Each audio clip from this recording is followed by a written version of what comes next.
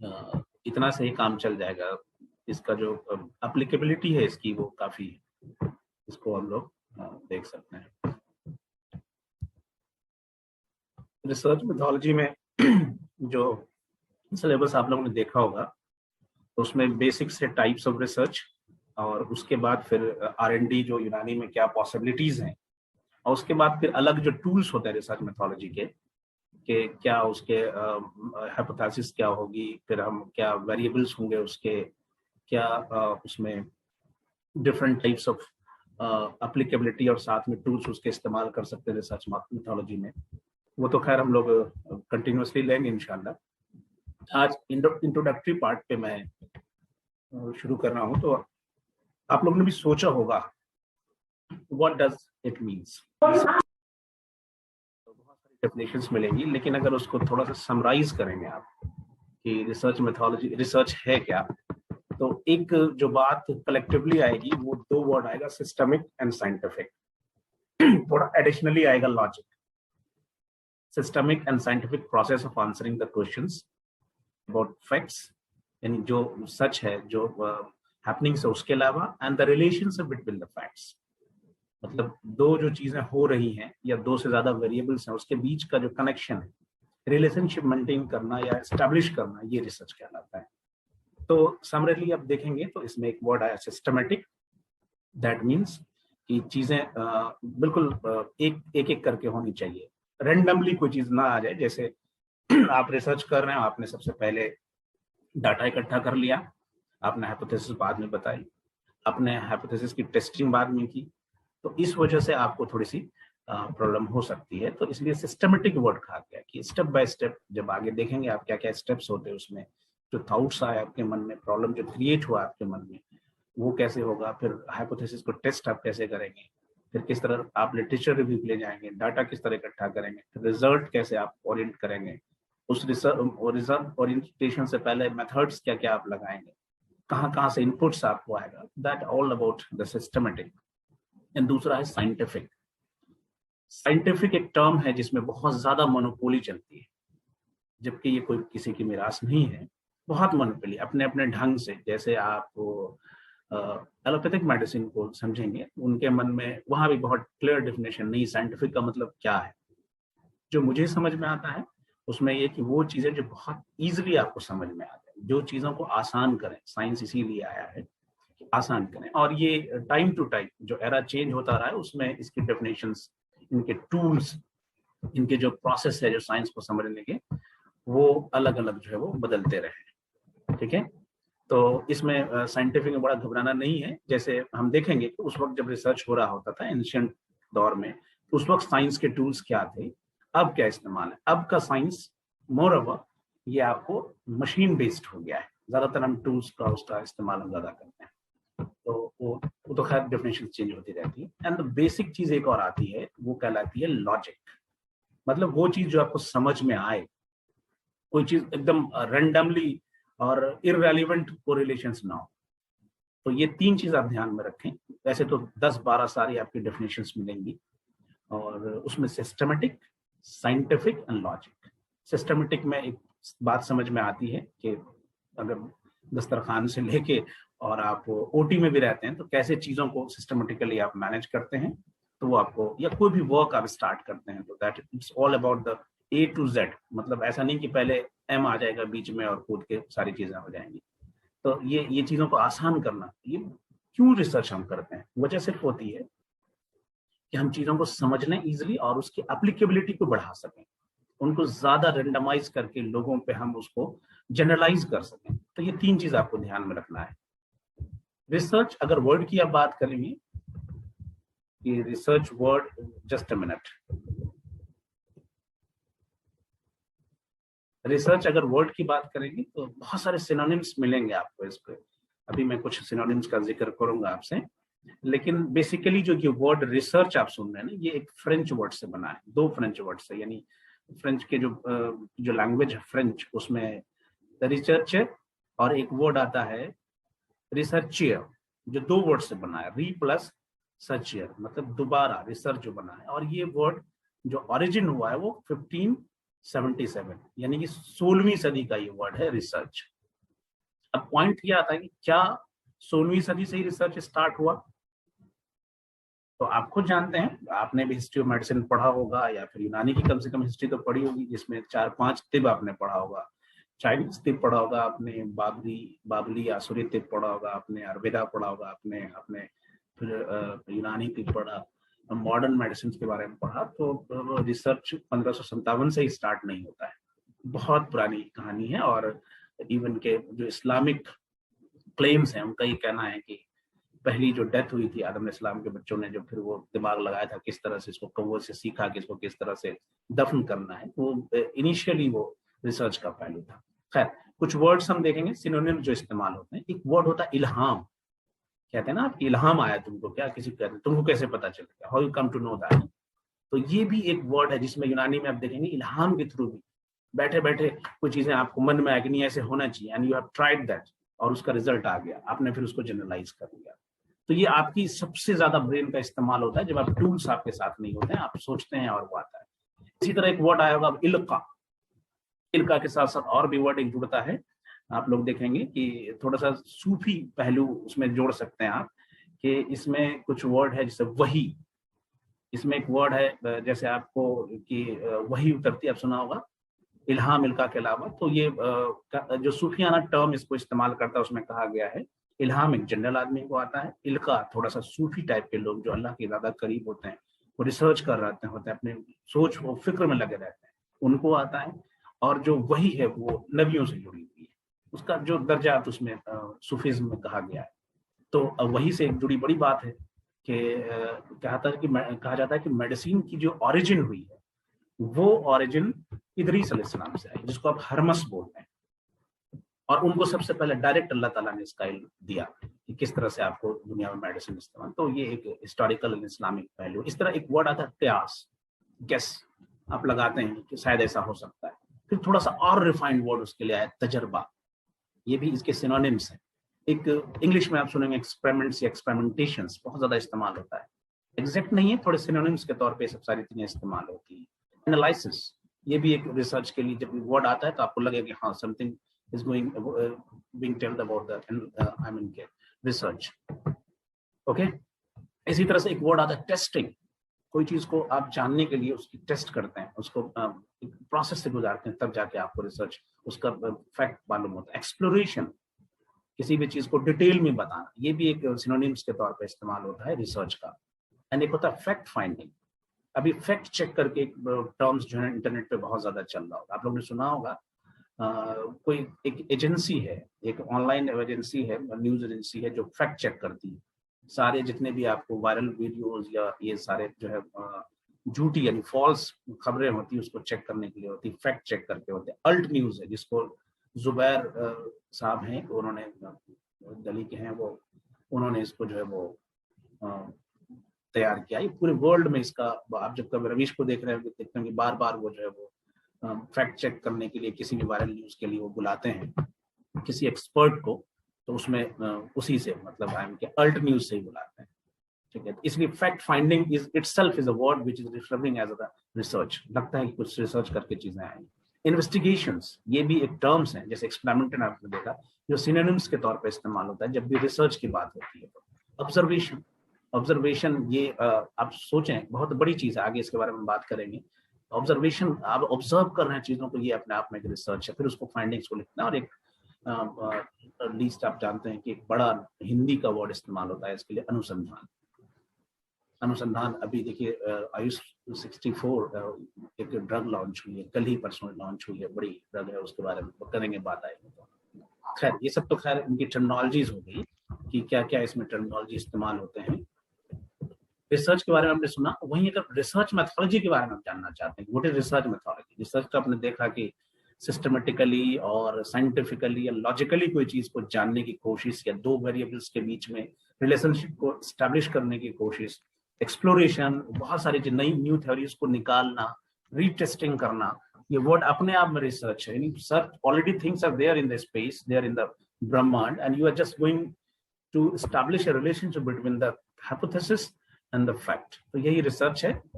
और मेथोडोलॉजी क्या होता है, तो इसमें आप देखेंगे तो उसी से रिलेटेड, जैसे रिसर्च में आपने देखा सिस्टमिक साइंटिफिक प्लान है, और वो है उधर आपने एक दोनों डेफिनेशन को सही दिया, systemic and scientific process of answering the questions.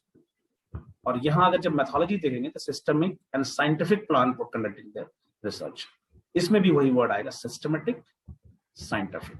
ये दो वर्ड हमेशा ध्यान में रखना है कि आपकी जो प्रोसेस है ना, वो एक तो सिस्टमेटिक हो, इसमें कोई साइंस इन्वॉल्व नहीं है, सिंपली बहुत सारी चीजें हम सिस्टमेटिकली करते हैं, और साइंटिफिक कि जो फैक्ट्स हैं वो पैरामीटर्स पे आए आपको, जबकि इटसेल्फ साइंटिफिक पैरामीटर से नॉट डिफाइंड वेल। अभी तक बहुत ज्यादा इसके बारे में नहीं लोग कंक्लूसिव बात पे आ पाए हैं, लेकिन ठीक है, हम आगे आगे इसको देखेंगे। बहुत सारी चीजें ऐसी डिफाइंड नहीं है।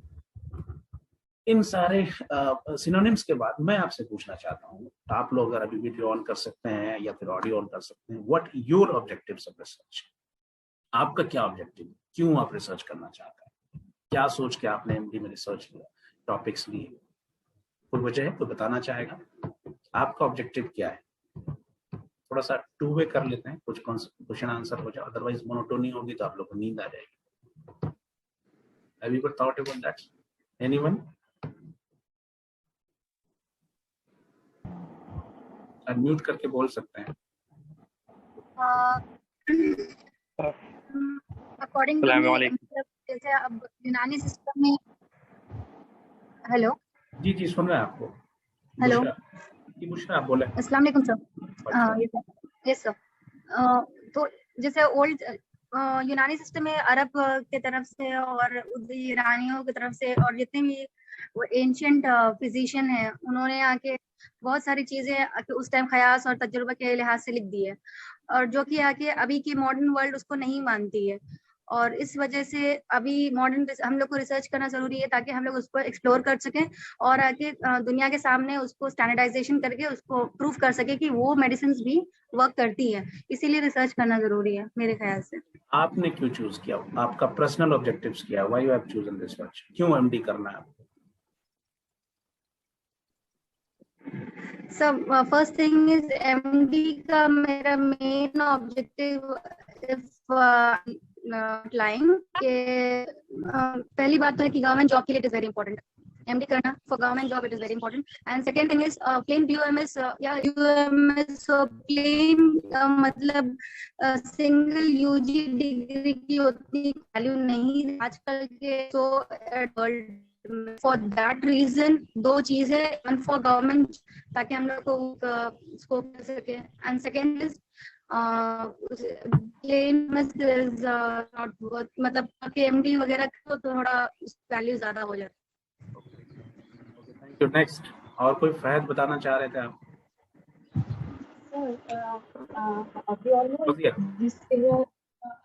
This is the antibiotic resistance according to WHO. So in this era, we have to go to our treasure, and we should first explore, then apply. कहना है कि बहुत ज्यादा रेसिस्टेंट हो रहा है एंटीबायोटिक्स का, तो हम उसके मुतवादिल अपनी दवाएं लाना चाह रहे हैं।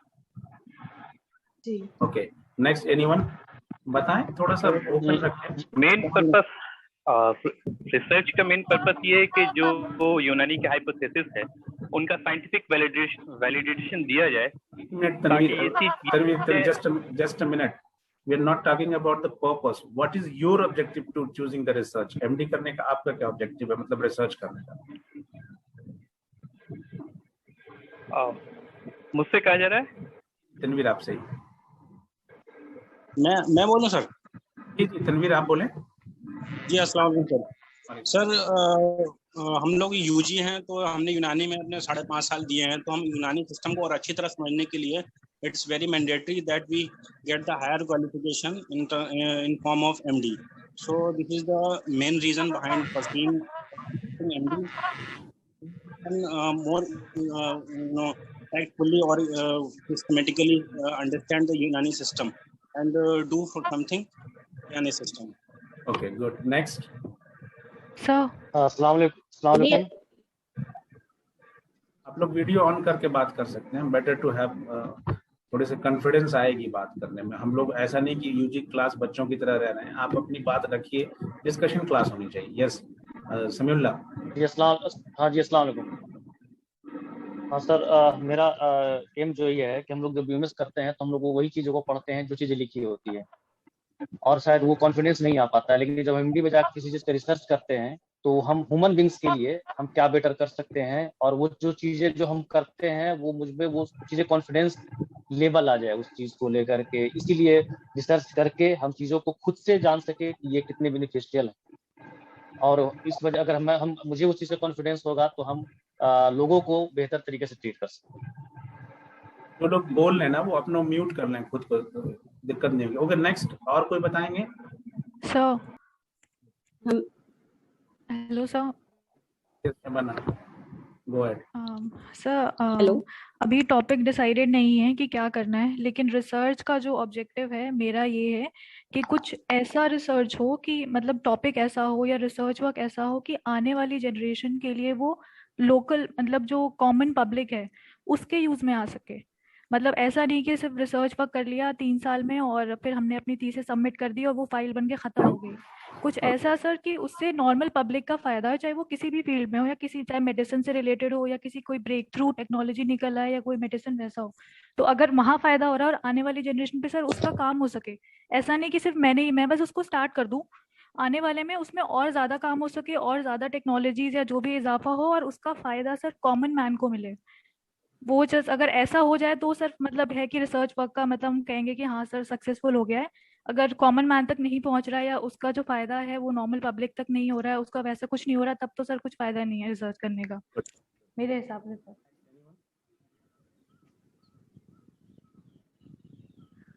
और कोई? अस्सलाम वालेकुम। हेलो, क्या आवाज आ रही है आपकी? बताएं शविष्णु। मतलब रिसर्च का मेन मकसद है कि ह्यूमन डेवलपमेंट में हम क्या कंट्रीब्यूट कर सकते हैं। अभी जो भी टॉपिक हम रिसर्च में लें उसको ह्यूमन डेवलपमेंट में फायदा हो। अभी बहुत सारे मतलब लिविंग लाइफ से बहुत सारे चेंजिंग आ रही है, तो उसमें हम ये स्टडी करके ये क्लियर करें कि किस किस चीज से चेंजिंग आ रही है, हमारी हैबिट से, खाने पीने से। Next anyone? और कोई? देखिए बोलना सीखें, इसलिए सर क्लास लेनी है, बहुत सारी चीजें। कोई चलिए इस्लाम आजाज हैं। आजाज अस्सलाम वालेकुम सर। जी सर बताएं। अस्सलाम वालेकुम सर। मेन पर्पस जो है बताएं। नेक्स्ट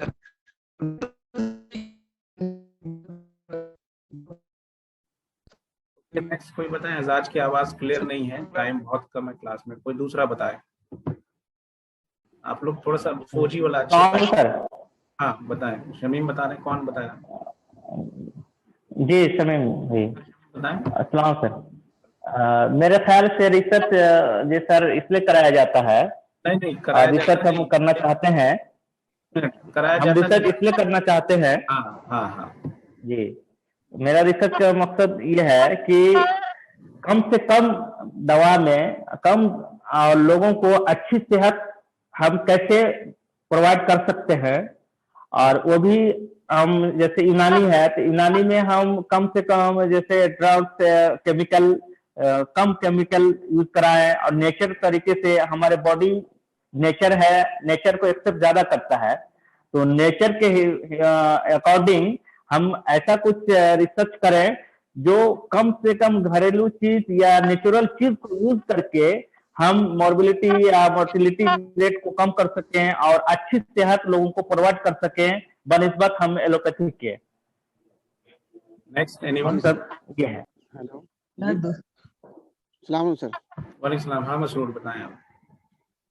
जी मेरा जो है एमडी करने का जो मकसद है वो मकसद ये है कि जब मैंने यूजी किया और यूजी करने के बाद में जो फील्ड में आया तो कुछ एक खला सी थी कि जो यूनानी की चीज़ें जो हम पढ़ रहे हैं, जो क़यास और तजुर्बे के ऊपर सारी चीज़ें चल रही हैं, ये जो शानदा और जो फलां नुस्खे वगैरह, तो वो किस तरीके से जो है उसको अच्छी तरीके से रिसर्च करके लोगों के सामने ला सकें और जो दवाएं वगैरह हैं जैसे कि इसमें काम आती हैं, तो वो एंटी इन्फ्लामेटरी है, तो वो क्यों है, वो कैसे है, तो ये चीज़ जानने की बड़ी दिल में कसक रहती थी। तो अल्लाह ताला ने जो है ये एमडी करने का मौका दिया, और इसके ज़रिए से मैं ये जानना चाहता हूँ कि जो दवाएं हैं यूनानी, वो जो है किस तरीके से उसको हम रिसर्च करके और चीज़ों को उससे निकाल के हम बता सकें लोगों को, और चीज़ों को हम एक्सप्लोर करके हम दुनिया को दे सकें कि ये जो है इसमें काम आ सकती है। बहुत बहुत शुक्रिया। कोई और जल्दी से एक दो फटाफट कंक्लूडिंग। वालेकुम सलाम। सर मेरा ऑब्जेक्टिव है रिसर्च का कि बहुत सारी डिजीज ऐसी है जिसको कह दिया जाता है कि ये नॉन ट्रीटेबल है, या आपको इसके लिए बहुत सारी मतलब होल लाइफ दवाएं खाता रहना पड़ेगा।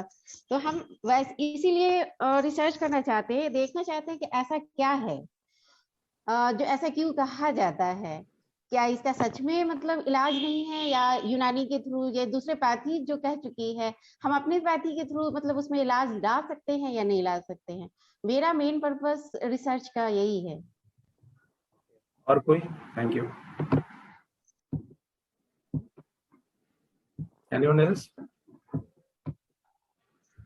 Okay, leave it. आज इतना ही, फिर इंशाल्लाह। तो ऑब्जेक्टिव्स बहुत सारी चीज आ गए, कुछ बहुत जेन्युइन ऑब्जेक्टिव्स आया, कुछ लोग हो सकता है कि नहीं बता पाए। एक ने कहा कि गवर्नमेंट में जॉब और आगे जॉब ओरिएंटेशन ज्यादा होगा, थोड़ा सा रिफाइंड होकर मौका ज्यादा मिलेंगे, इसलिए पॉइंट्स मिलते हैं एमडी को। कुछ चीजों में एमडी वाले ही फिक्स्ड हैं। कुछ ने बात कही कि थोड़ा सा लॉन्ग लास्टिंग रिसर्च हो, पब्लिक में हो। एक ने कहा कि कम से कम दवा इस्तेमाल हो।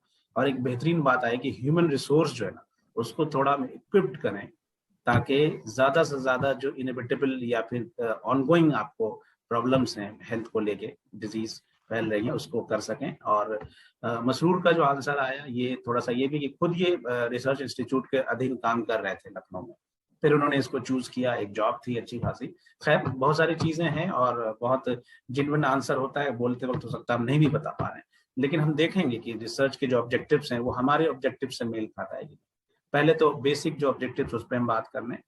कोई नई चीज अचीव करने के लिए, जनरल ये आपकी बात नहीं, सबकी बात है, कोई नई चीज अचीव द न्यू थिंग्स हम रिसर्च करते हैं। उसके लिए कुछ थ्योरीज को हम डेवलप करते हैं, नई थ्योरीज आती है, रिसर्च होती है। अगर नहीं आ पाती है नई, चूंकि न्यू थ्योरीज को लाना ये बड़ा काम होता है, उसके साथ अगर नहीं है तो वैलिडेशन हम करते हैं। इसकी बहुत जरूरत है यूनानी में। तो जो 4000 साल पहले, 2000 साल पहले, 1500 साल पहले जो चीजें कह दी गई हैं, उनको हम लेटेस्ट पैरामीटर्स पे हम उसको वैलिडेट करें, ताकि जिनको फिलॉसफी समझ में नहीं आती है, जिनको लैंग्वेज की प्रॉब्लम्स होती है, यूनानी की टर्मिनोलॉजी बहुत, आप थोड़ा सा इसको समझिए कि ये मिस्र में वो जो भाषाएं थी, जो लैंग्वेजेस थी, उससे पहले आप इराक की बात कीजिए, मेसोपोटामिया में जो दजला फुरात के आसपास ये जो पैथी हम डेवलप कर रहे हैं, वहीं पे ये जन्म ली।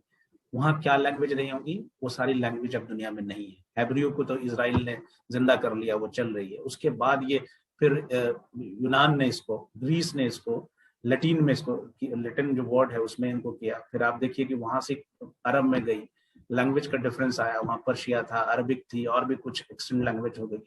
फिर आपको उर्दू में आई, ठीक है। उर्दू अपने आप बहुत सारी भाषाओं का बना हुआ है, तो कितनी सारी चीजें लॉस हो गई होंगी या गलत मिस इंटरप्रेटर हमारे पास आ गए। उन थ्योरीज को आप वैलिडेट करें, उन टर्म्स को वैलिडेट करें। ये बहुत बड़ा काम यूनानी में इसी पे होना है। जनरलाइज द प्रिंसिपल्स, जो आपके थॉट्स हैं, जो आपकी थ्योरीज हैं, जो किसी चीज को आप कहते हैं कि फला मिजाज वाले को फला चीजें होंगी, ये मिजाज अगर इनका हार है तो इनको हरारत वाली बीमारियां ज्यादा होंगी और ठंडक वाली कम होंगी, ठीक है। किसी का बारिद है तो बहुत करीब तरह की बारिद मिजाज की बीमारियां ज्यादा होंगी उनको। इन चीजों को आपको जनरलाइज करना है, लोगों तक लेके जाना है, ठीक है। या फिर किसी मौसम में कुछ बीमारी हो, इन फैक्ट्स को आगे आपको जनरलाइज करना है।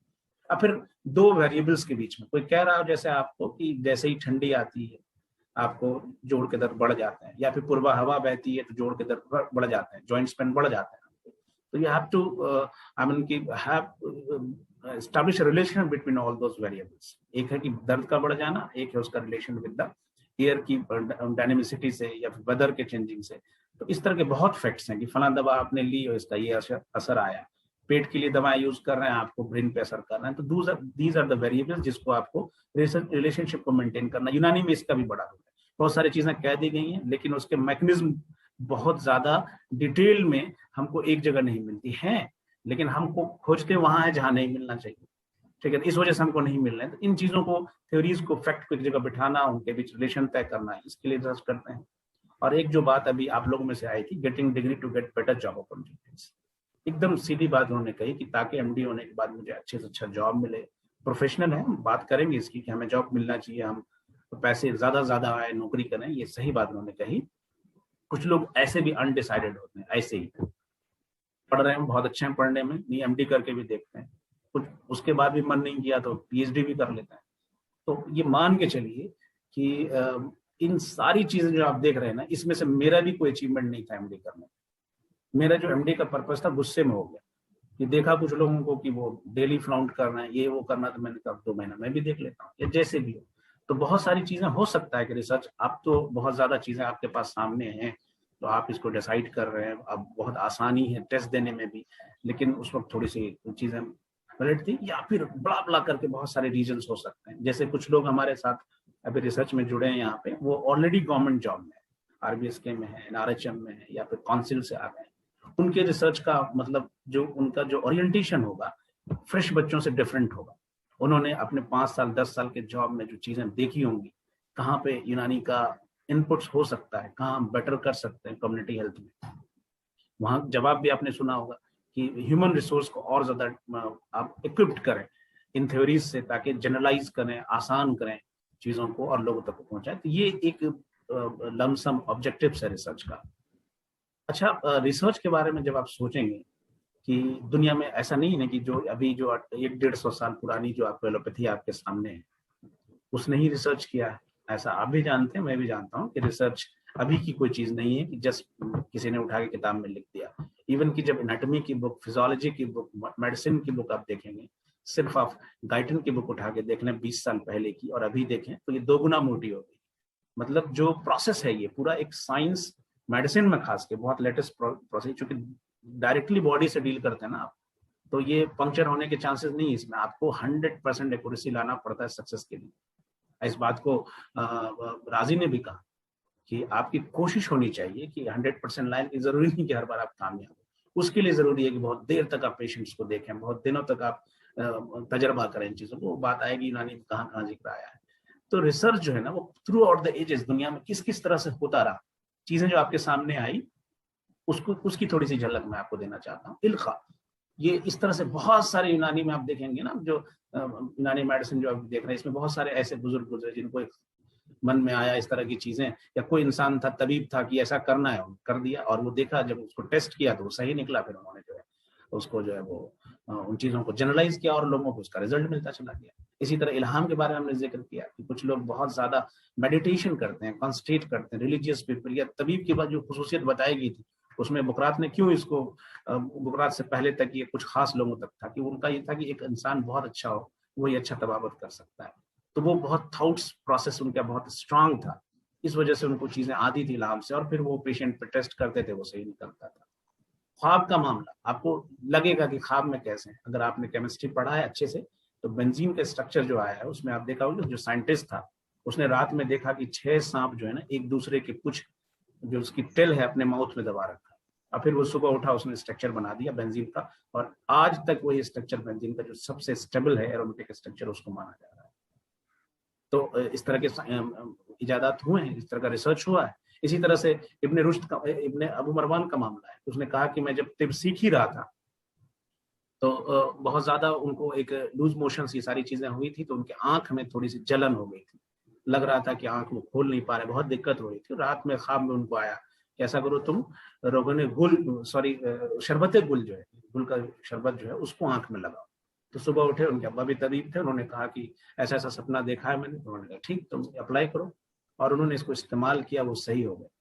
आप जानिए उसमें बाद में रिसर्च हुआ कैसे सही हुआ। उस वक्त जो शरबत बनते तो ये आप गुड़ और चीनी नहीं मिलता था, उस वक्त उसमें शहद मिलाया जाता था, कुछ पार्ट सिरका का डाला जाता था। तो ये दोनों चीजें बहुत अच्छी हैं आंख के लिए, एंटीसेप्टिक और anti bacterial, anti viral activities इनकी प्रूवन है। तो आंख में इस तरह से ख्वाब के थ्रू भी हुआ। मुशाहबत के तौर पे बहुत सारी चीजें रिसर्च में आती हैं, जैसे लोगों ने देना इस्तेमाल किडनी डिजीज के लिए बीन्स का इस्तेमाल, बाद में देखा गया कि वो रियली इस तरह की इंग्रेडिएंट्स इसमें हैं जो किडनी में फायदेमंद होते हैं। इसी तरह वॉलनट का इस्तेमाल हुआ ब्रेन में, देखा होगा कश्मीरी दोस्त जब आपके आते होंगे कहीं पे यूजी पीजी में, तो वो ढेर सारा वॉलनट लेके आते हैं। इस तरह आलमंड्स को देखा गया आई की डिजीज के लिए। इस तरह से शुरुआत जो रिसर्च हुई, एक्सीडेंटल भी बहुत सारी रिसर्च हुई, एक्सरेज हो, चाहे मरकरी का हो, या डायनामाइट के बारे में अल्फ्रेड उसने जो किया था, अल्फ्रेड नोबेल ने, उसके बारे में आपने स्टोरी सुनी होगी। गन पाउडर इसी तरह से इजाद हुआ। इसी तरह से आपको इजाद हुआ न्यूक्लियर फिजन, दूसरा काम कर रहे थे और वो फिर जो फिजन स्टार्ट हो गया बाद में इतना डेवास्टिंग स्टार्ट हुआ कि दुनिया में सब ज्यादा तबाही लाने वाला न्यूक्लियर आपको वो बन गया, बॉम्ब्स बन गए। प्लास्टिक का या वल्कनाइज्ड रबर्स होते हैं, जो थिक रबर्स होते हैं ना, इसी तरह से आपको वैसलीन जो आप देख रहे हैं कि वो लोग कोल टार में वो उसमें काम कर रहे थे, इसमें ऑयल कंपनी में उन्होंने देखा कि कुछ चीजें चिपक जा रही है जो काम नहीं करने दे रही, तो फिर उसको एनालाइज किया तो वैसलीन निकला। आज आप देख रहे हैं कि जितने भी जाड़े में या फिर डिफरेंट टाइप्स ऑफ क्रीम्स बनते हैं, कोल्ड क्रीम्स बनते हैं, उसमें वैसलीन जाता है। इसलिए टेफ्लॉन और सिंथेटिक टेफ्लॉन का इस्तेमाल, जो टायर्स वगैरह आप इस्तेमाल करते हैं, टायर जो इस्तेमाल करते हैं, सब एक्सीडेंटल है।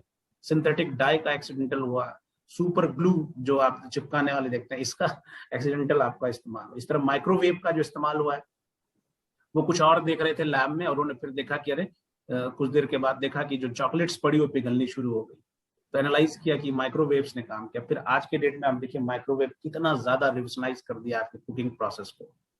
फ्यूल्स का इस्तेमाल नहीं होना है, टाइम बहुत कम कर दिया है इसने। पेसमेकर का इस्तेमाल अलग ज्यादा, वो दूसरी चीजें देख रहे थे, ठीक है, कुछ सेमीकंडक्टर्स टाइप की चीजें, उसमें पेसमेकर उनको निकाला है। फाइजर एक कंपनी है, बहुत बड़ी सी कंपनी, उस कंपनी ने कुछ और काम, हार्ट पे चीजों को, दवाओं का इस्तेमाल कर रहे थे, वो हार्ट बीट्स बढ़ाने के लिए कुछ दवाओं का, उसमें उस पर वैग्रा निकल आया। इसी तरह पेंसिलिन का बहुत मशहूर इजाद है, आप लोग सुने होंगे पेंसिलिन के बारे में, कि वो जो काम कर रहे थे, वैक्सीन पे काम कर रहे थे, नाम भूल गया मैं उनका, तो उन्होंने छोड़ के वो अपनी ट्रे जो है ना वो छोड़ के चले गए। जब लौट के आए देखा कि कुछ माउल्ड्स पड़े हुए हैं और वो वहां से स्प्रेड आउट नहीं कर रहा है। फिर उसको टेस्ट किया तो उन्होंने देखा कि अरे ये तो पेंसिलिन है, जो एंटी बैक्टीरियल एक्टिविटीज है उसको। फिर पेंसिलिन ने पूरी दुनिया में जो सबसे बड़ा किसी एंटीबायोटिक का रोल रहा है डिजीज को कम करने में, उससे सबसे बड़ा नाम है। इसी तरह कॉर्नफ्लेक्स के बारे में आप जब सुनेंगे तो इसका खुद का रिसर्च हुआ। यस मैडम, आवाज जा रही है? ये भी एक्सीडेंटल आया है, एक छोटी सी चीज में। अलेक्जेंडर फ्लेमिंग पेंसिलिन का जी बोल रहे हैं, अलेक्जेंडर फ्लेमिंग ने पेंसिलिन का किया था ना, जो टीके का वो कर रहा था ना, वो वैक्सीनेशन पे काम कर रहा था बंदा, तो उसी से ये एक्सीडेंटली हुआ। Thank you. माजून नजा एक दवा है, आप लोग इसको देखते होंगे कि नर्वस सिस्टम के बीमारियों में इसका इस्तेमाल होता है बहुत ज्यादा। तो इस्तेमाल करते करते इसको पता चला कि ये दवा जो है वो हेयर्स के लिए बहुत अच्छा है, जिनको बहुत दिन तक इस्तेमाल किया काले होने लगे थे और उनको थोड़ा सा मोटे होने लगे, इस तरह की चीजें। तो बहुत सारी ऐसी रिसर्च है, 2/3 रिसर्च ऐसी दुनिया की जो वेल प्लान नहीं है, एक्सीडेंटल रिसर्च। अच्छा, इसके बाद क्लास है आप लोगों की कोई? मैं एक बात पूछना चाहूंगा, आप लोग क्लास है? तो जिस तरह से माजून नजा की मैंने बात की, इस तरह से मॉडर्न में बहुत सारी ऐसी दवाएं हैं जिसका इस्तेमाल इनिशियली किसी और चीज के लिए हुआ था, बाद में वो ऑब्जर्वेशन में आया, तो फिर कहीं जैसे आप ट्यूबरकुलोसिस में जो इस्तेमाल करते हैं वो भी दवाएं आपने दी हैं कि पहले वो किसके लिए, हैंडसम डिजीज के लिए था, बाद में देखा कि उसमें ट्यूबरकुलोसिस में उसका अच्छा इस्तेमाल है। इसी तरह एक बड़ा ऑब्जर्वेशन आपने देखा होगा अमले तायर का आपने देखा होगा, जिसको हम लोग एनीमा कहते हैं, उसकी जो इजाद हुई वो भी एक ऑब्जर्वेशन था उन्होंने। फिर बहुत सारी ऐसी रिसर्च या बहुत सारी ऐसी थ्योरीज आई हैं जो हम ऑब्जर्व करते हैं नेचर से, जो नेचुरल हैपनिंग्स हमारे आसपास हो रही है, वेदर्स में, उसका सीजन का इफेक्ट, डाइट का, स्लीपिंग पैटर्न। घरों में देखोगे आपने, बड़े बूढ़े आपको बताते हैं इसके साथ ये नहीं खाते, उसके साथ वो नहीं खाते। These are things which are basically scientific, just need to have, इनके कोरिलेशंस हम बना नहीं पाते हैं। इसी तरह से रिसर्च कुछ अब जो थोड़ा सा जो आपको या हमको लगता है, वो लगता है कि जो लैब में रिसर्च हो, जो एक इंस्टीट्यूट्स में रिसर्च हो, आप खुद देखें कि आपके इंस्टीट्यूट्स कब से शुरू हुए हैं, 1900 के आसपास से इंस्टीट्यूशनल स्टार्ट हुए हैं यूनानी के, या फिर मॉडर्न्स के इंस्टीट्यूट्स थोड़े से 2 सदियों से एस्टैब्लिश। रिसर्च तो बहुत रिसेंट है, तो पहले बहुत स्कैटर्ड वे में रिसर्च हुआ करते थे, उसके लिए कोई R&D नहीं था, लैब नहीं था, और अपने तबीब अपने हॉस्पिटल्स में कर रहा है, कोई पेशेंट्स पर जहाँ देख रहा है या मिलने जा रहा है वहाँ कर रहा है। तो जब हिस्टोरिकल माइलस्टोन देखेंगे यूनानी के ताल्लुक से बहुत करीब में बहुत सारी चीजें हैं जिसमें लंबी लंबी बातें होंगी और यह बहुत सारे मिसाल हैं दीगर साइंस में। यूनानी के हिसाब से अगर आप देखेंगे तो पुराने लोगों में बहुत सारी एविडेंस है उनके बारे में, अरस्तु के बारे में या फिर आपके वो हिप्पोक्रेट्स के बारे में। गैलन के बारे में पढ़िएगा जब आप, तो आपको पता चलेगा कि ये रोमन मिलिट्री के साथ बंदा रहता था। ग्रीक्स को रोम्स ने, जो दो बड़ी सभ्यताएं थी अरब से पहले, वो पहले ग्रीक थे, उनको हरा दिया रोमन्स ने, आपस में इनका झगड़ा हुआ तो उन्होंने ओवरकम कर लिया, तो उनकी मिलिट्री के साथ चलता था आपको गैलन, जालिनुस जिसको आप कहते हैं। तो ये बंदा, मिलिट्री जंग होती थी तो आपको पता है कि उसमें अभी भी सबसे लेटेस्ट और जो फास्टेस्ट मेडिसिन का इस्तेमाल होता है वो मिलिट्री के साथ इस्तेमाल होता है। बहुत सारी ऐसी हिस्टोरिकल एविडेंस हैं, जब आप उसको हिस्ट्री पढ़ेंगे रिसर्च की, कैसे कैसे चीजें ईजाद हुई, तो ट्रायल्स जो है ना वो मिलिट्री ने किया है, मिलिट्री के डॉक्टर्स ने किया है, प्रिजनर्स पे या फिर सामने वाले अपने दुश्मनों पे या वहां लोगों पे जहां भी कब्जा किया। तो ये बंदा एनाटॉमी डिसेक्शन किया करता था साथ में, इसने सर्जरी के बहुत सारे टूल्स किए। और एक बड़ी चीज थी इसकी कि हर्ब्स को जो भी इस्तेमाल करता था ये बंदा, उसके सारे प्रोसेसेस, उसकी पिक्चर्स बनाता था, ये सामने वाला एक मुसव्विर को रखता था जो तस्वीरें बनाता था, कलर डायग्राम्स बनाता था, उसके प्रिपरेशन जो बनाता था उसको लिखता था, कितने लोगों पे इसने इस्तेमाल किया, क्या असर आया, आगे क्यों नहीं असर आया, किन इलाके की हर्ब ज्यादा अच्छी है, इन सारी चीजों को बड़ा अच्छे तरीके से ये बंदा नोट करता था। उसके बाद राजी के बारे में आपने सुना होगा, एक तो बड़ा मसला, आपने बड़ा जो इवेंट्स है सुना होगा, उन्होंने गोश्त जो है अलग अलग जगहों पे कॉर्नर्स पे स्थिति के रख दिया था, और जहां भी सबसे देर से जो है वो मुताफिन हुआ, इन्फेक्शन हुआ उस गोश्त में, ये सड़ा हुआ गोश्त, वहां उन्होंने कहा कि हॉस्पिटल्स होने चाहिए। और ये अभी भी इतना आइडिया तगड़ा है कि अभी भी अगर आप कहीं सलाह दें तो हमेशा, मेरा भी मानना है, जिस तरह से अभी पेंडेमिक आप देख रहे हैं बड़ा वाला, सबसे ज्यादा जो इन्फेक्टेड जगह है दुनिया में वो है हॉस्पिटल्स। आदमी डर रहा है हॉस्पिटल जाने से, अगर उनको सही से ऑक्सीजन वेंटिलेटर घर पे दें तो कोई भी पढ़ा लिखा आदमी हॉस्पिटल जाना नहीं चाहेगा। वजह यही है कि कम्युनिटीज के बीच में, इंसानों के बीच में जो जगह है, घुस घुस के मोहल्ले में, गलियों में क्लिनिक्स डाल दिया है लोगों ने, हॉस्पिटल डाल दिया है। सोर्स ऑफ इन्फेक्शन इतना ज्यादा है वहाँ, एक तो बाहर से बहुत ज्यादा, आसपास के माहौल से, और दूसरे ये कि ऑलरेडी उनकी इंटीरियर जो है वो मेंटेन नहीं कर पाते, उस पर उनका वो कॉस्ट भी नहीं आता है कि सफाई करें, ठीक है। इसी तरह से इनका बड़ा काम रहा है मीजल एंड स्मॉल पॉक्स पे। इनका मीजल एंड स्मॉल, जब आपने पढ़िएगा treatise of measles and smallpox, इन्होंने लिखा है, किताब जुदरी व हस्फा, पूरी की पूरी इनकी आपकी जब आप देखेंगे उनको, ऐसे भी आप हावी पढ़ लेंगे, 23 जिल्द पे है, तो आपको पता चलेगा पूरी बुक का डिजाइन ही यही कि इन्होंने इस तरह नहीं लिखा है कि बुक उठाया एक चैप्टर लिख दिया। इनकी बुक ही ऐसी है जैसे लगेगा आपको क्लास नोट है, मैंने ये पाया, मैंने ये देखा, इस पेशेंट को ऐसा आया, फला ने जो नुस्खा लिखा था वो अच्छा नहीं था, मैंने जो टेस्ट किया वो ज्यादा अच्छा है। जकरिया राजी अपने आप में एक इनबॉर्न अल्केमिस्ट था। इनकी 40 साल तक वो केमिस्ट्री पे रिसर्च कर रहा था। ये बंदा लगा हुआ था किसी तरह आर्टिफिशियल सोना में बना दे।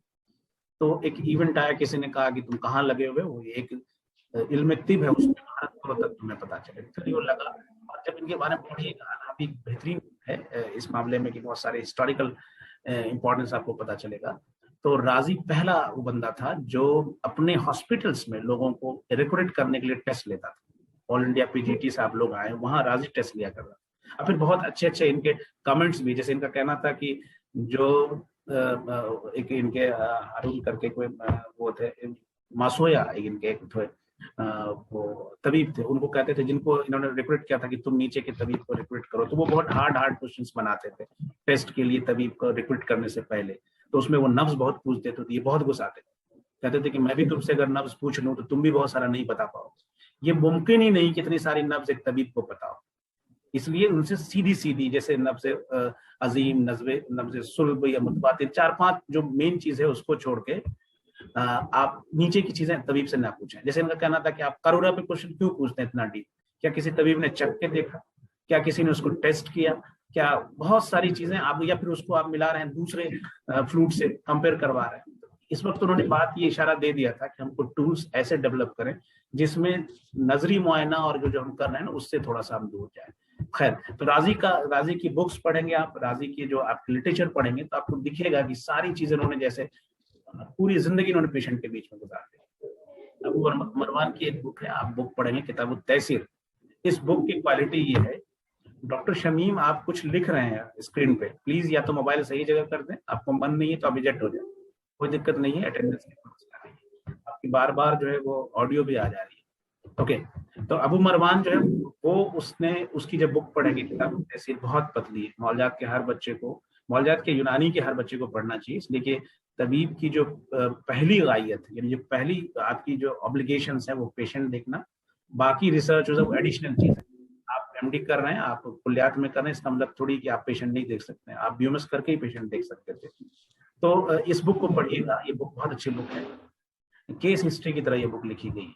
इसमें इन्होंने एक स्टोरी बयान की कि मैं सफर कर रहा था ठंडे ममालिक, चूंकि उंदुलुस के रहने वाले थे, स्पेन जो आप देखते हैं बहुत कोल्ड है, यूरोप में ठंडी होती है, तो मेरा पैर खुला रह गया और फिर उसमें इसी बरूदत आई कि वो पैर मेरा वो बहुत हो गया खराब। फिर मैं एक तबीब से मिला और उनसे ठीक नहीं हुआ, तो फिर उनको मैंने बताया कि दवा ऐसी है जो मैं यूज किया करता, तो खैर वो ठीक हुए।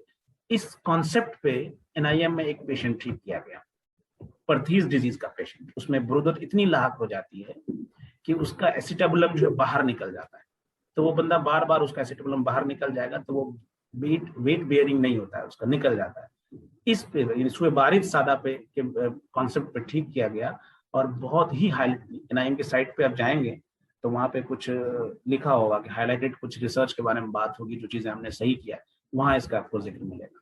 तो खैर इन बुक को पढ़िएगा तो आपको लगेगा कि बुक जैसे सीधा सीधा रिसर्च का प्रोसेस ही है पूरा बुक में, स्टोरी बयान कर गई पेशेंट की। आपको ज़ोहराबी बड़ा नाम है, अबुल कासिम ज़ोहराबी, जिनको अल्कैसिस कहते हैं, ना कि सिर्फ इन्होंने बहुत सारी सर्जरी की, इंस्ट्रूमेंट्स बनाए, बल्कि डिसइंफेक्शन के जो प्रोसीजर्स थे, इसलिए कि सर्जरी में करने में उस वक्त जब सर्जरी की बुक पढ़िएगा तो बहुत ज्यादा इनका ध्यान इस पे होता था, किसी तरह से उस पर जो पस बन जाता है, उसमें जो आपको वर्म बन जाता है, उसको कंट्रोल करें।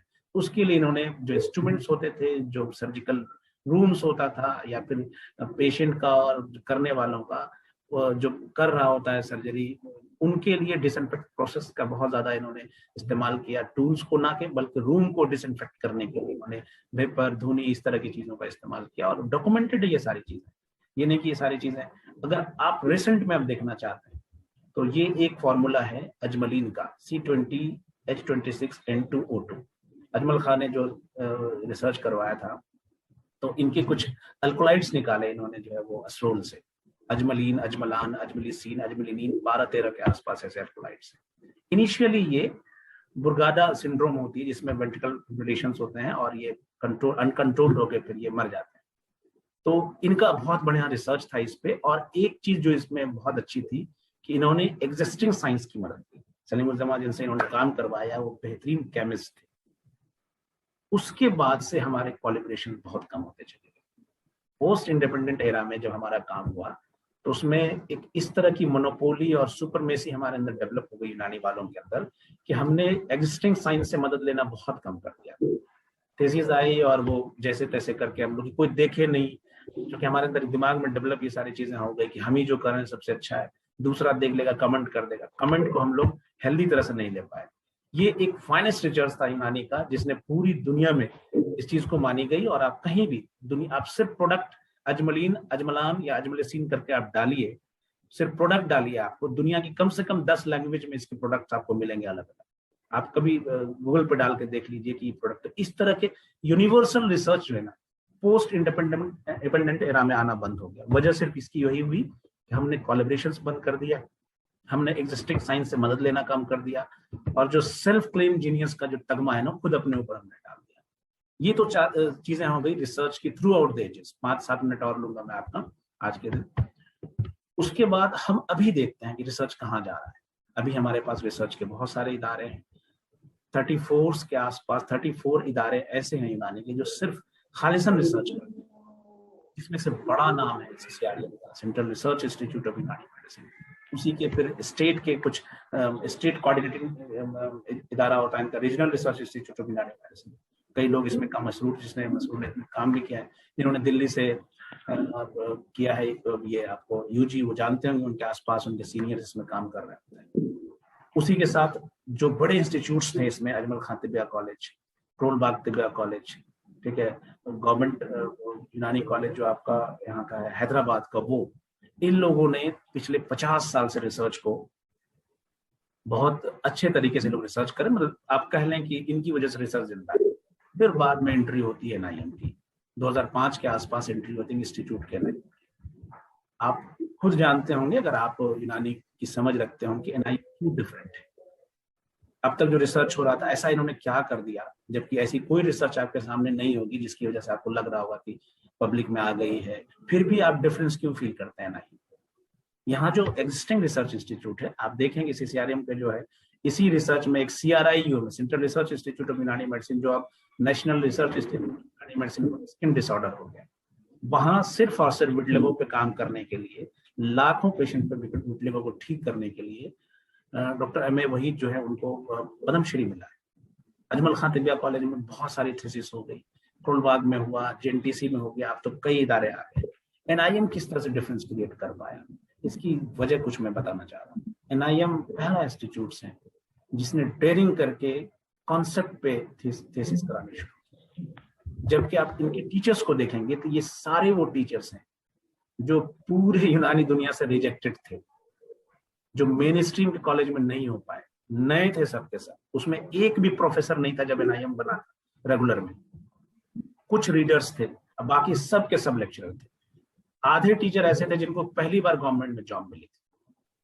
इसलिए रिसर्च के लिए घबराना नहीं कि आप हैं तो क्या हमारे पास बहुत रिसर्च करने वाले गाइड नहीं है, या तो ऐसा है कि ऐसे लोग हमारे साथ नहीं है। NIM हमारे पास जिंदा मिसाल है कि उसने एकदम जीरो से शुरू किया, ऐसी जगह पे जहां पे लोगों को यूनानी समझाना भी मुश्किल था शुरू में, अब तो हटा दिया गया। वहां पे कन्नड़ा सिखाने के लिए डॉक्टर्स को, PG स्कॉलर्स को कन्नड़ा सिखाने के लिए ट्यूटर हुआ करता था, क्लासेस होती थी PG की भी कन्नड़ा की। उसके साथ साथ हर OPD के बाहर एक आपको ट्रांसलेटर हुआ करता था, वो बताता था कि पेशेंट क्या बोल रहा है और हम क्या सुन रहे। चूंकि जो कन्नड़ी लोग हैं, जो कन्नड़ हैं, बोलते हैं, साउथ इंडिया में देखा जाता है कि वो अपनी मादरी जबान से बहुत मोहब्बत करते हैं। आप कुछ कर लीजिए, वो या तो इंग्लिश बोलेंगे या अपनी जबान बोलेंगे, तो वो मानते ही नहीं। उनको समझना, उन तक समझाना ये टफ था एकदम, बिल्कुल। ये जो NIM बनाना, ये बेगर्स की जमीन थी, फकीर जो कहते हैं ना आपको, वहां पे बेगर हाउस बना हुआ है बेंगलोर में, वहां फकीर बाहर नहीं मिलेंगे, सरकार एक जगह इकट्ठा करके उनको रख देती है, कुछ काम लेती है, उनको दिन रात खाना खिलाती फ्री में। तो उसी का कुछ हिस्सा काट के NIM बनाया गया था, एकदम एक्सट्रीम कंडीशन में। जबकि उस वक्त यूनानी कहाँ फ्लरिश कर रहा था, आपको नॉर्थ इंडिया। फिर यहाँ नए लोगों ने काम शुरू किया, कॉन्सेप्ट पे काम किया, कोई नई चीज अलग से नहीं लाई, और पिछले 10 सालों में इन्होंने आपको अभी अरकान पे कुर्लिया डिपार्टमेंट में काम हो रहा है, बेसिक अरकान को आप लोग पीरियोडिक टेबल से मिला रहे होंगे, वहां उन्होंने काम किया। नहीं, तो कभी पीरियोडिक टेबल की बात ही नहीं करता, क्योंकि अरकान जब 4 कहा जा रहा था, जिन लोगों से थ्योरी गुजर रही थी, खुद वो लोग 40-50 केमिकल्स बना चुके थे। राजी ने भी इसको माना, राजी अल्केमिस्ट था, बहुत सारी चीजें अरब से गुजरी। अरब उस वक्त अल्कोहल बना चुका था, उस वक्त बहुत सारे आपको एसिड्स बना चुका था। तो इस पे काम कर रहा है NIM कि ये असल में बेसिक ओरिजिनल एवोल्यूशन की थ्योरी थी, जो अभी भी सबसे रेलिवेंट है और सबसे एंशिएंट थ्योरियों में से एक। इसी तरह से कुछ काम हो रहे हैं कि जो रुकने माँ या रुकने अर्ज या इन चीजों का कितना हिस्सा है आपके वाइटल ऑर्गन्स में, इसको लैब में जाके कुलियात के लोग काम कर रहे हैं, बहुत बेसिक काम कर रहा है। यही डिफरेंस क्रिएट करता है NIM का दूसरे से। दूसरी चीज है डायग्नोस्टिक टूल्स पे कुछ रिसर्च हुई। ऐसे तो बहुत सारे रिसर्च आप लोग के सामने आए हैं, इधर 2-4 साल का नहीं आ पाया, कहीं से हासिल कीजिएगा तो आप लोग टॉपिक देखिएगा। जैसे एक रिसर्च हुआ डिपार्टमेंट ऑफ तहफ़्फ़ुज़ समाजी के टीबी, राजी ने कहा कि जो टीबी का पेशेंट है, जो दिक का पेशेंट है, या दिक के जो अलामात आपको ज़ाहिर दिख रहे हैं, उनके पेशेंट को जब आप खाना खिलाएंगे तो खातिर खा टेम्परेचर बॉडी का बढ़ जाता है। तो थोड़ा सा थर्मोडायनेमिक्स के बेसिक स्पेस पे जब काम किया, तो पहला टेस्ट था 50 पेशेंट पे, ये तो 70% से ज्यादा एक्यूरेसी आई इस रिसर्च की। अगर इसको जनरलाइज किया जाए, हजारों पे, लाखों लोगों पे किया जाए, तो कितना बड़ा डायग्नोस्टिक टूल्स हमारे हाथ लगने वाला है। इसी तरह अभी पैथोलॉजी डिपार्टमेंट में यूरिन के कलर को आपने लेक्चर देखा होगा डॉक्टर खुर्शीद साहब का, किस तरह से उन्होंने वेवलेंस से या एग्जिस्टिंग फिजिक्स एंड केमिस्ट्री से कोरिलेट करके काम कर रहे हैं। ये तो कुछ झलकियां हैं, बहुत सारे बहुत अच्छे रिसर्च वहाँ हो रहे हैं। डोजेस फॉर्म पे वहाँ सैडला में काम हो रहा है। मेरा पहला बैच था जिसमें सैडला आया था, और उन्होंने उस वक्त जो है वो लाइफोलाइजर की टेक्निक से इस्तेमाल करके एक पैक लेके जाइए दूध का, आपको पाउडर बन जाएगा इतना सा थोड़े में। उस वक्त उन्होंने पेस्ट बना दिया। हम लोग खुद टूथपेस्ट उनका बनाया इस्तेमाल किया हॉस्टल में जब थे। उस वक्त उन्होंने, जैसे आप एक मुंजिज मुजिज थेरेपी होता है, उसमें मजूक का नुस्खा होता है, चबाने वाला, तो इन लोगों ने सडला के जो मेरे साथ क्लासमेट्स थे उन लोगों ने उसमें जो उसकी कैंडीज बना दी, जैसे आप खाते हैं ना च्युइंगम उस तरह का, कि क्यों हम इस तरह हर्ब ने उसको च्युइंगम देते बना के उन दवाओं का। और इस बैच से पहले से कम पहले बैच से 2 लोगों ने अपनी फार्मेसी डाल दी। आईपीडी बेस्ड बहुत अच्छे रिसर्च है। मुंजिज मुसिल का जो नुस्खा है ये बहुत ओल्ड थेरेपी है, बहुत पुरानी। कुछ रिसर्च आज से 30 साल पहले हुआ करते थे सीसीआरएम में, क्योंकि सीसीआरएम में ऐसे लोग रिक्रूटेड थे जो बेसिकली ट्रेंड नहीं थे रिसर्च के, धीरे धीरे सीखते गए, रिसर्च करते गए, तो उनकी बहुत सारी रिसर्च उनकी उतनी वैलिडेट नहीं हो पाई शुरू के, अब उनके यहाँ भी बहुत अच्छे लोग पहुंच गए। ये नुस्खा मुंजिज मुसिल का 1-2 आपको याद होगा। आज के डेट में एनआईएम के पास इसके 40 से ज्यादा फॉर्म्स है मुंजिज मुसिल। कार्डियोवैस्कुलर उनकी कोलैबोरेशन जो होता है, nervous system neuro rehabilitation unit का कॉन्सेप्ट डाला, वहां की आईपीडी भरी रहती है इसकी वजह से। इन वजहों, कुछ 4-5 चीजें मैं बता रहा हूँ, इनकी वजह से एनआईएम अलग लेके गया। अब कुछ बहुत इनोवेटिव टाइप के वहाँ एक कॉन्सेप्ट है कि आप जो रिसर्च काम कर रहे हैं उसके साथ साथ, रिसर्च तो 6 महीना 1 साल का प्रोसीजर्स होता है आपका, उसके साथ ओपीडी में, आईपीडी में या कहीं भी आपको जिस तरह के पेशेंट्स आप ट्रीट कर पा रहे हैं उन पे कुछ नुस्खे ट्राई करके आप देखते जाएं। 10-15 लोगों को देख लिया तो वो जब आपको चीजें आपको जब देख लेंगे आप रिजल्ट, ज्यादातर ईमान हमारा क्यों नहीं बनता है? किताबों में लिखा हुआ है, इज्जत तो हम हदीस की तरह दे देते हैं यूनानी की बुक्स को, लेकिन उसको ईमान फिर भी क्यों नहीं बनता? इसलिए कि हमने उसको टेस्ट ही नहीं किया, हमने पेशेंट पे देखा ही नहीं। आप जिन किताबों का, जिन नुस्खों का आप जिक्र करते हैं, हमारे यहाँ ये, हमारे वहाँ, क्या आपने खुद पेशेंट पे देखा? इसीलिए आपका ईमान नहीं बन पाता है। बहुत बढ़िया रिसर्च वहाँ अल्सर में हुआ, बहुत बढ़िया। मैं कभी शेयर करूंगा आपको उसका रिसर्च पेपर। उसके बाद कई और पेपर्स आ गए। अब सर्जरी डिपार्टमेंट वहाँ का अल्सर पे काम कर रहा है। इसी तरह फिशर पे बहुत अच्छा काम हुआ। लोकल दवाओं से किस तरह से विदिन 15 to 20 मिनट्स फिशर का पेन खत्म हो जाएगा। इनफर्टिलिटी पे बड़ा अच्छा काम हो रहा है। एक तो इतना बड़ा काम है, शायद मुझे पब्लिक में नहीं बोलना चाहिए, सेक्स डिटर्मिनेशन का। वो पॉजिटिव सेंस में लीजिए कि वो लोग, जो कुछ लोग हैं दुनिया में, चीजें एग्जिस्ट करती, मैं इसको फेवर नहीं करता हूँ, कि बहुत सारे ऐसे लोग हैं लगातार बच्चियां हो रही हैं तो बच्चे की ख्वाहिश होती है। इस तरह की भी एक अनरिकमेंडेड, मतलब ज्यादा उनका पेपर भी अब आ गया है, लेकिन उसको एक जगह मैंने शेयर किया था तो बहुत सारे लोग जोश में इस पर कमेंट कर देते हैं। लेकिन साइंस है, टेस्टिंग है। उसमें 23 पेयर पे ये बात हुई कि उनको दवाएं दी गई यूनानी की, और जो लगातार बच्चियां हो रही थी बच्चे हुए। कॉन्सेप्ट क्या था? रहम के मिजाज को चेंज कर देना। और एक अमूमी कॉन्सेप्ट है कि रहम का मिजाज अगर हार होगा तो अल्लाह की उससे समझिए कि ज्यादातर बच्चे जो होंगे मेल होगा, और जो अगर वही बारिद होगा तो बच्चियां होंगी। इस कॉन्सेप्ट पे काम किया कि रहम के मिजाज को चेंज करके उनके सेक्स डिटर्मिनेशन का पॉजिटिव थॉट्स में रिसर्च की बात करूं। इसलिए सीकेडी पे बहुत बढ़िया काम है। ये नुस्खा हम लोग भी यहाँ अपना रहे हैं, जो एनआई में हमारे दौर में बहुत सारे पेशेंट्स हैं। हेपेटाइटिस बी के बहुत केसेस आप देखे होंगे। हमारे यहाँ बच्चे हैं डिपार्टमेंट में, एक उन्होंने भी देखा है, कुछ मेरे पास डॉक्यूमेंटेशन है। यूनिकॉर्न में हमने इस पर बड़ा काम किया है। एक आप देखें यूनानी दवाओं की कितना ज्यादा रेंज है। वहीं हमने देखा कि ब्लड प्रेशर के पेशेंट को आप क्या देते हैं? जनरली आप कुछ खाने की चीज देंगे, या यूनानी में आप देखेंगे एक्यूट में कहते हैं फसद कर दें। रोगन बनफशा का इस्तेमाल लोकली किया गया ब्लड प्रेशर में, और वो सही हुआ। कैसे? तो रोगन बनफशा जो है वेसोडाइलेशन करती है, जब लोकल आप सरफेस पे आप लगाते हैं उसको। इस तरह के जो थॉट्स हैं, इस तरह के जो रिसर्च ओरिएंटेशन है, जिसकी वजह से ना बहुत सारे ऐसे रिसर्च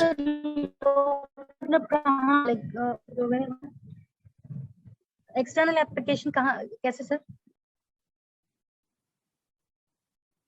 एक्सटर्नल इसका एप्लीकेशन है रोगन बनफशा का, पूरे बदन में इसको धीरे धीरे हल्के हाथ से मालिश करें ताकि ये अब्जॉर्ब हो जाए।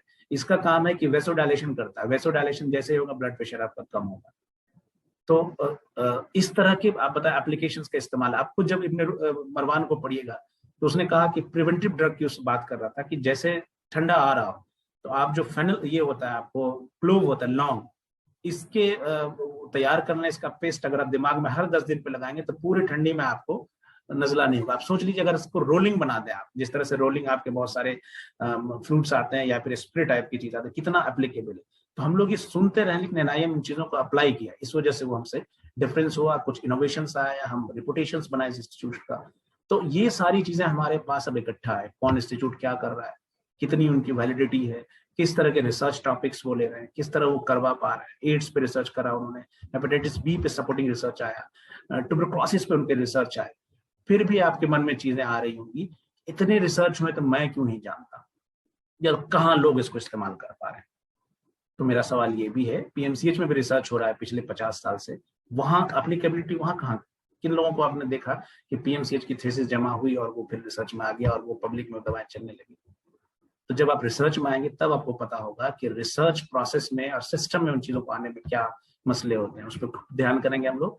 लेकिन हम अब क्या करें, हम जो जीटीसीएच में हम किस तरह के रिसर्च करें, इसी स्लाइड के बाद आज मैं खत्म करूंगा, फिर इंशाल्लाह हम लोग मेथोडोलॉजी पे आगे जाएंगे कि हम क्या करें।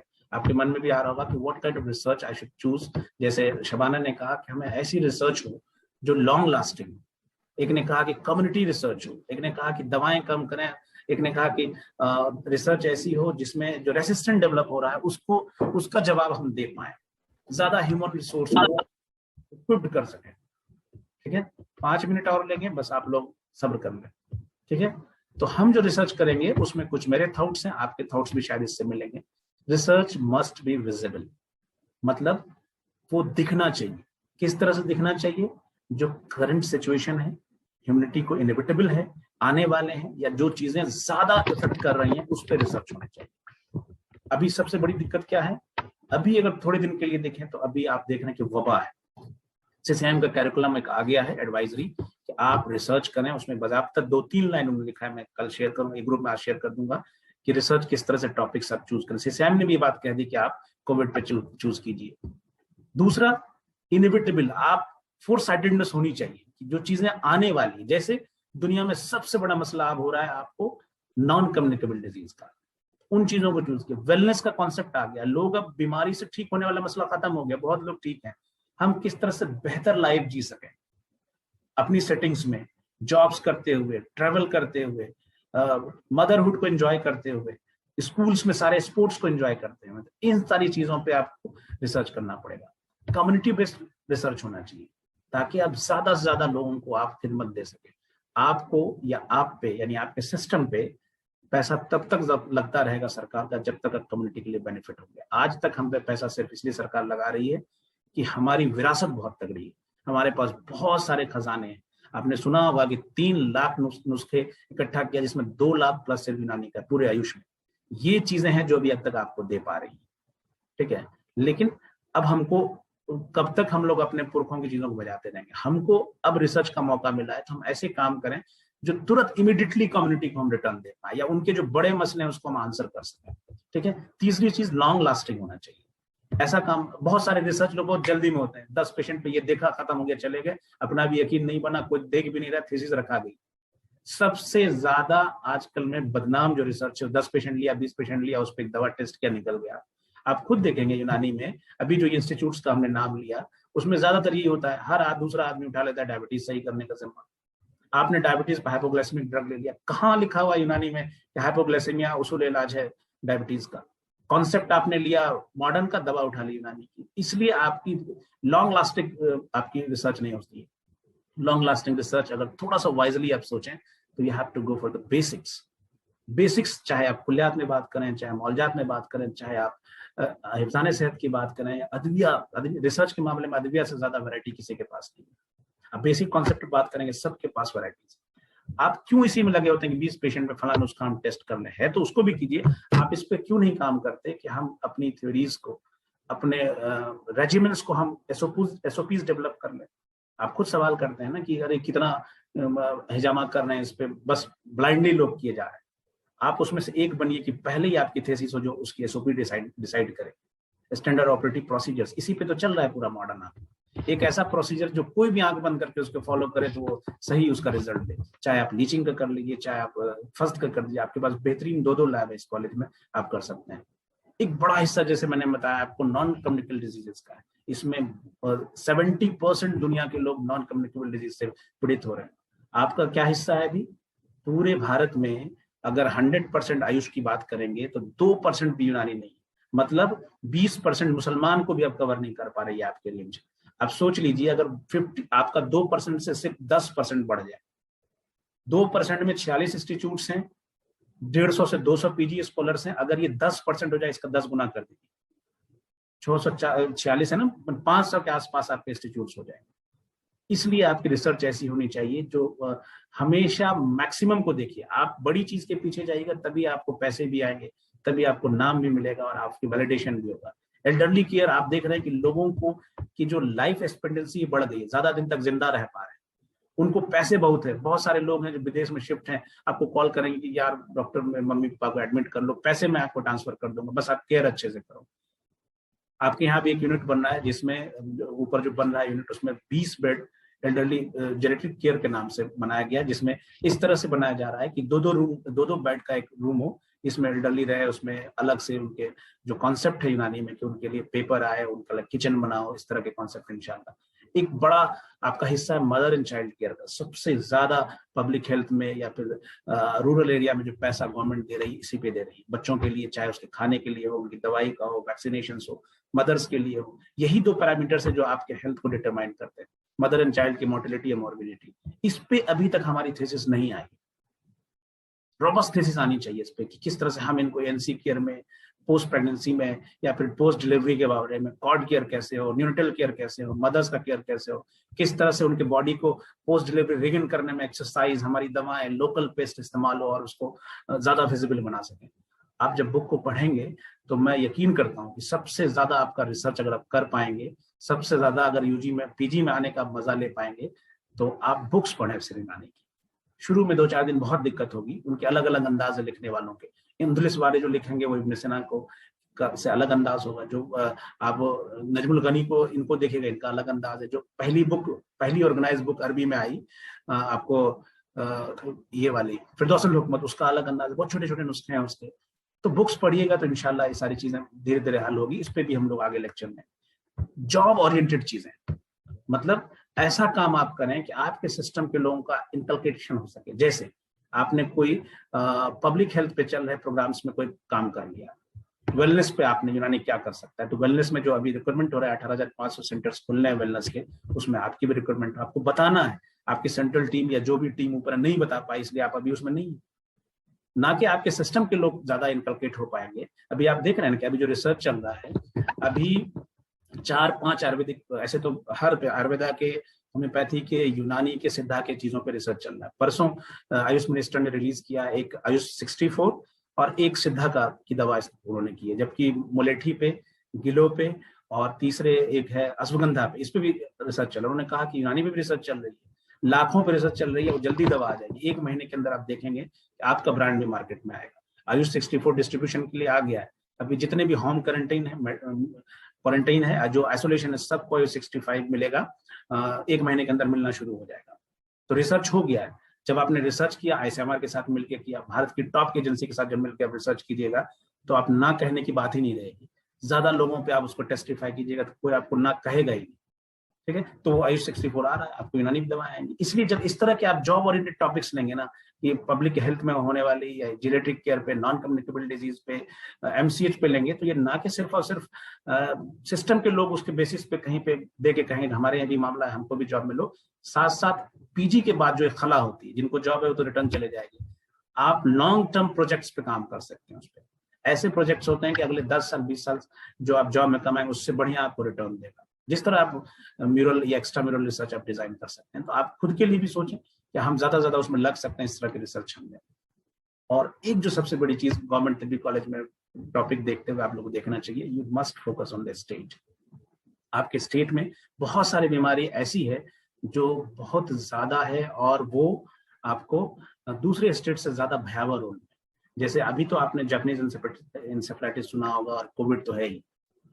सबसे ज्यादा आपको लेप्रोसी जो है कुछ खास स्टेट्स में बिहार में, इस पे आप अपनी रिसर्च ले सकते हैं, इस पे आप टॉपिक्स चूज कर सकते हैं कि किस तरह से इसमें सौदा का इन्वॉल्वमेंट है, सौदा भी अमराज तरह किस तरह ट्रीटमेंट कर सकते हैं। या एक प्रोग्राम चल रहा है, आपने देखा होगा, national vector borne disease control programme, इसमें मलेरिया, फाइलेरिया सबसे ज्यादा आपको बिहार में, टॉप के इंस्टीट्यूट स्टेट्स में हम भी आते हैं, उसमें से कुछ आगे पीछे 1-2 डाटा हो सकता है। इन चीजों से रिलेटेड अगर आप दवाएं लेते हैं, वेक्टर कंट्रोल के कुछ मैकेनिज्म ले लीजिए, या वेक्टर, एक बढ़िया रिसर्च एनआईएम में हुआ था, किस तरह से लार्विसाइडल ड्रग्स हम अपनी यूनानी की हर्ब्स बना सकते हैं, जैसे आप बीएचसी है या एबेट है या फिर और भी दूसरी दवाएं जब छिड़कते हैं आप पानियों में, इस तरह से हर्बल चीजें कैसे हम उसको गम्बूजिया जैसे देखे होंगे आपकी जो इंटीग्रेटेड वेक्टर मैनेजमेंट होता है, जिसमें आप फिजिकल, बायोलॉजिकल और केमिकल मैनर्स लेते हैं, इसमें आप हमारी चीजें कैसे, हमारी दवाएं किस तरह से बने जिसको कंट्रोल कर सकती है। तो आई थिंक इस तरह की रिसर्च जब आप लेंगे GTCH में, इस तरह के ओरिएंटेशन के साथ लेंगे तो फिर, और इस तरह का हमें लेना क्यों है कि हमने जो पुराने इंस्टीट्यूट्स की जो अच्छाई है, जो कमियां हैं, उनको एसेस करके अब हमारे पास मौका है, हो सकता है हम कोलैबोरेशन भी जल्दी कर लें तो ज्यादा अच्छे तरीके से मोर सेटिस्फैक्टरी हम बनाएं, और फिर हमको कोई कहने वाला नहीं हो कि आपने क्या किया PG करके, जो इस तरह के क्वेश्चन उठते हैं। आई थिंक आज तो ज्यादा ही हो गया, कुछ आप लोग ने सबका मुजाहरा किया। कुछ क्लासेस अगर बाद में हुआ करें तो बता दीजिए आप लोग। इंशाल्लाह जो नेक्स्ट क्लास होगी उसमें हम देखेंगे एग्जैक्ट वर्ड्स यूनानी में कहाँ कहाँ इस्तेमाल हुआ है, कि रिसर्च क्यों करना चाहिए, हमें रिसर्च क्या करना, यूनानी की बुक से भी बताऊंगा।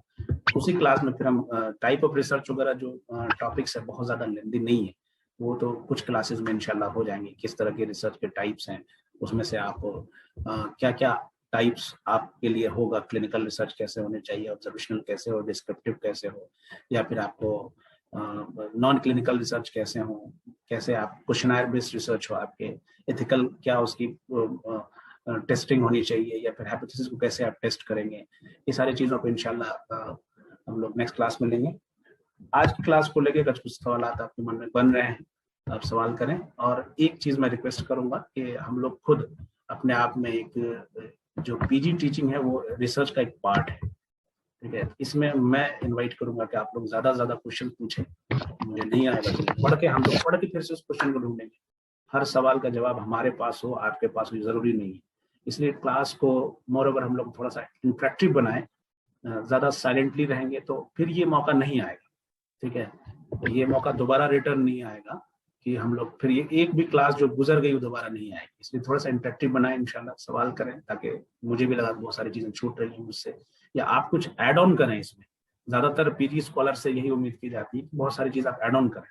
हमें भी परमिशन मिलती थी NIM, इसलिए भी NIM थोड़ा अलग है कि आप ओपन क्लास में कहते थे कि जो टीचर जो पढ़ाते, जुल्किफ साहब जैसे टीचर की, मुझसे कुछ गलतियां हो गई होंगी या कुछ छूट गया तो आप लोग ऐड करें उसको। तो इसलिए ये मान के चलें मेरी तरफ से भी कि कोई भी चीजें आप जो ऐड कर सकते हैं आखिर में, या नोट करके रख लिया करें, बीच में आपको हम पूरा मौका देंगे। आप कहेंगे तो हम इसको बांट लेंगे, 30 मिनट्स लेक्चर एंड 30 मिनट्स आपको, या फिर 40 मिनट्स में 20-20 करके हम लोग इंटरेक्टिव सेशन रख लेंगे इसको। तो आज के लिए कुछ सवाल हो तो आप लोग करें, अदरवाइज इंशाल्लाह फिर मुलाकात होगी नेक्स्ट वीक में।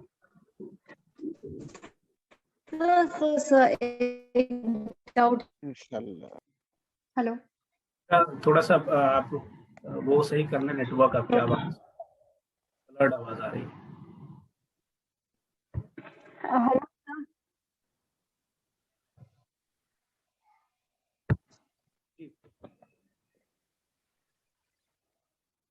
सर, जैसे आप बोले ना सर कि जैसे अब फाइलेरियासिस है और वो सब वगैरह, जैसे नॉन कम्युनिकेबल डिसीज में रिसर्च कर सकते हैं, तो हम लोग अद्विया डिपार्टमेंट के, तो इसमें नॉन क्लिनिकल हम लोग का रहेगा ना सर, तो फिर क्लिनिकल ट्रायल कैसे कर सकते हैं हम लोग? और दूसरी बात ये है कि सर ने बताया था कि हम लोग ऐसे डिसीज पे रिसर्च करें जो आके रैट्स वगैरह में ही सिर्फ कर सकते हैं, बिकॉज वही अवेलेबल रहेगा हमारे पास, तो मतलब सारी फैसिलिटीज नहीं है, तो जैसे कैसी डिजीज पे करें जो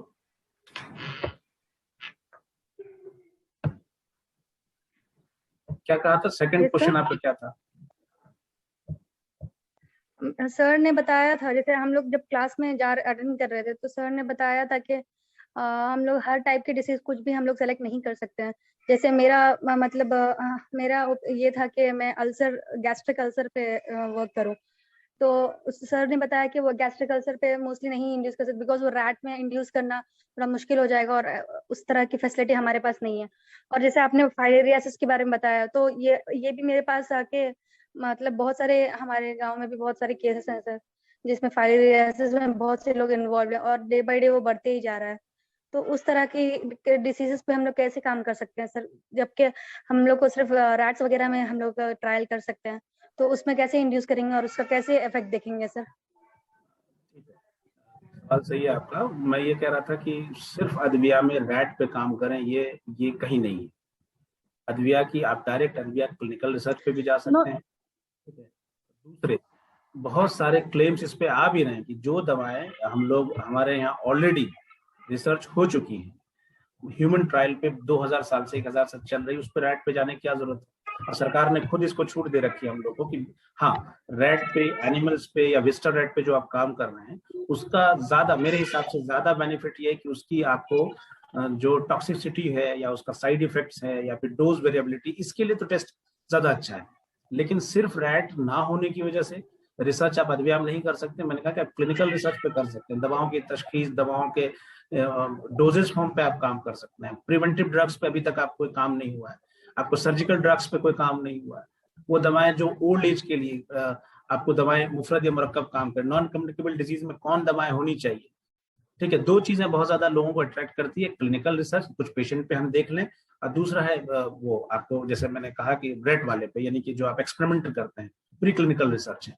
ये दोनों ही बहुत ज्यादा वैल्यूएबल नहीं है यूनानी में। वजह सिर्फ इसकी ये है कि बहुत सारे ऑलरेडी हमारी दवाएं टेस्टेड है, ठीक है, बहुत सारे टेस्टेड हैं। तो आप कुछ करना चाहिए, मैं क्लिनिकल से रोक नहीं रहा हूँ आपको, लेकिन क्लिनिकल आप भी कर सकते हैं। और दूसरे जो इतनी सारी स्टैंडर्डाइजेशन के फॉर्म्स हैं डिफरेंट सेक्टर्स में, या डिफरेंट लोगों को, या उम्र में, या मिजाज के लोगों की दवाओं का इस्तेमाल, उस पर इकट्ठा करने का भी काम आप कर सकते हैं। और कोई? ओके, ठीक है। ग्रुप में कुछ